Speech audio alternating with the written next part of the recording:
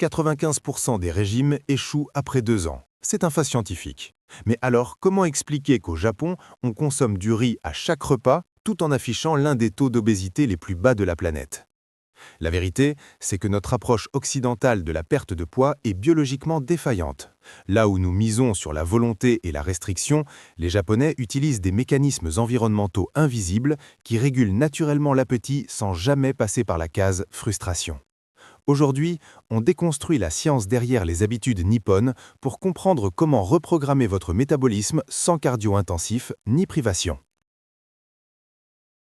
Principe 1. L'architecture de la satiété. Le design des portions. Le premier secret de la minceur japonaise ne se trouve pas dans ce qu'ils mangent, mais dans la manière dont la nourriture est présentée. En Occident, nous utilisons de grandes assiettes uniques qui poussent à la consommation excessive par simple effet d'optique. Au Japon, le repas est une constellation de multiples petits contenants, le principe du Ichiju Sansai. Cette structure sature visuellement le cerveau en créant une illusion d'abondance alors que les quantités réelles sont modérées. En passant d'un petit bol à l'autre, vous introduisez mécaniquement des micro-pauses qui permettent au signal de satiété d'atteindre l'hypothalamus avant que vous n'ayez eu le temps de trop manger. C'est l'application concrète du hara hachibe, l'art de s'arrêter à 80% de sa capacité gastrique. En changeant simplement la taille et la multiplication de vos contenants, vous reprenez le contrôle sur votre hormone de la faim, la gréline, sans même avoir l'impression de vous restreindre. Principe 2. La densité nutritionnelle, le volume contre les calories. Le deuxième secret réside dans une équation mathématique simple, la densité calorique. En Occident, nous privilégions des aliments secs et denses, pain, fromage, viande transformée, qui occupent peu de place dans l'estomac pour un nombre massif de calories. Le modèle japonais inverse totalement cette logique en misant sur l'hydratation intégrée. Un repas traditionnel commence presque systématiquement par une soupe miso ou un bouillon. L'objectif est scientifique, remplir l'estomac avec des liquides et des fibres dès les premières minutes, pour déclencher les mécanorécepteurs de la paroi stomacale. En intégrant une forte teneur en eau directement dans les aliments, via les bouillons, les légumes racines et le riz cuit à l'eau, vous saturez votre système digestif. Vous mangez physiquement plus en termes de volume, mais vous ingérez 30 à 40% de calories en moins. C'est la méthode ultime pour éliminer la sensation de faim sans jamais avoir à réduire la taille de vos portions. Principe 3. Le séquençage alimentaire, le bouclier glycémique. Le troisième levier est purement biochimique, c'est l'ordre précis dans lequel les aliments sont ingérés. Au Japon, on ne mélange pas tout dans une seule bouchée, on suit une chronologie stratégique. On commence par les fibres, légumes, algues, on enchaîne avec les protéines et les graisses, poissons, tofu, et on termine systématiquement par les glucides, riz. Ce séquençage crée un maillage de fibres dans l'intestin qui ralentit l'absorption des sucres dans le sang. Résultat, vous évitez le pic d'insuline, l'hormone responsable du stockage des graisses et des fringales 2 heures après le repas. En Occident, manger du pain en attendant le plat principal est une aberration métabolique qui condamne vos efforts. En isolant les glucides à la fin du repas, les Japonais transforment un aliment potentiellement stockable en une source d'énergie stable, protégeant ainsi leur métabolisme sur le long terme.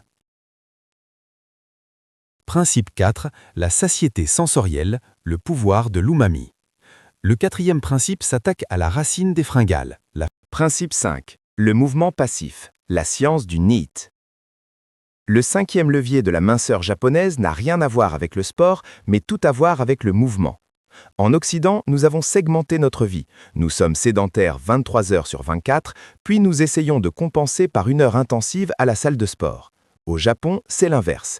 On utilise le NEAT, Non-Exercise Activity Thermogenesis. L'urbanisme japonais basé sur les transports en commun et la marche impose une dépense calorique de fond constante. Aller au travail, faire ses courses ou sortir voir des amis implique de monter des escaliers, de marcher jusqu'à la gare et de rester debout dans le métro.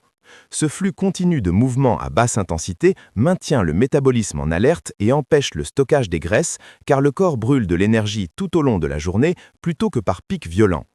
En intégrant cette marche passive et en fuyant la sédentarité prolongée, les Japonais transforment leur environnement urbain en une salle de sport géante et invisible. C'est la preuve qu'une marche quotidienne de 30 minutes répartie naturellement est plus efficace pour la gestion du poids sur le long terme que 2 séances de fitness épuisantes par semaine. Pour clôturer cette série, nous allons aborder le pilier qui soutient tous les autres, la biochimie de l'hydratation et de l'oxydation des graisses. C'est le complément indispensable pour transformer les habitudes alimentaires en résultats métaboliques visibles. Principe 6, l'optimisation métabolique, le rituel du thé vert. Le sixième et dernier principe est le catalyseur de tout le système, l'utilisation stratégique du thé vert et plus précisément des catéchines, EGCG. Au Japon, le thé vert n'est pas une simple boisson plaisir, c'est un outil de régulation métabolique consommé tout au long de la journée. Scientifiquement, ces antioxydants puissants augmentent la thermogénèse et favorisent l'oxydation des graisses même au repos. Mais son rôle le plus crucial est ailleurs. Consommé entre ou pendant les repas, le thé vert agit comme un coupe-faim naturel grâce à son interaction avec la dopamine, stabilisant votre humeur et éliminant les compulsions alimentaires liées au stress. En remplaçant les boissons sucrées ou même l'excès de café par cette infusion millénaire, vous maintenez votre corps dans un état d'hydratation optimal qui facilite le drainage des toxines et empêche la rétention d'eau. C'est la touche finale qui permet de sceller les bénéfices des 5 autres principes en créant un terrain biologique favorable à une minceur durable et sans effort. Vous avez maintenant les 6 clés qui font du Japon l'exception mondiale de la minceur. Ce qu'il faut retenir, c'est que la perte de poids durable n'est pas une punition que l'on s'inflige, mais un système que l'on met en place.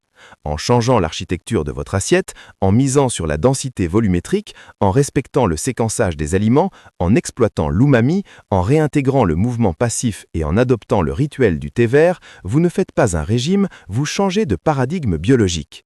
Le défi que je vous lance est simple, ne changez pas tout d'un coup. Choisissez un seul de ces principes et appliquez-le dès votre prochain repas. Vous verrez que votre corps répondra bien plus vite que vous ne l'imaginez. Si cette nouvelle approche de la nutrition vous a aidé à voir les choses différemment, n'oubliez pas de vous abonner et d'activer la cloche pour ne pas manquer les prochaines analyses. Dites-moi en commentaire quel principe vous allez tester en premier et on se retrouve très vite pour une nouvelle vidéo. Prenez soin de vous.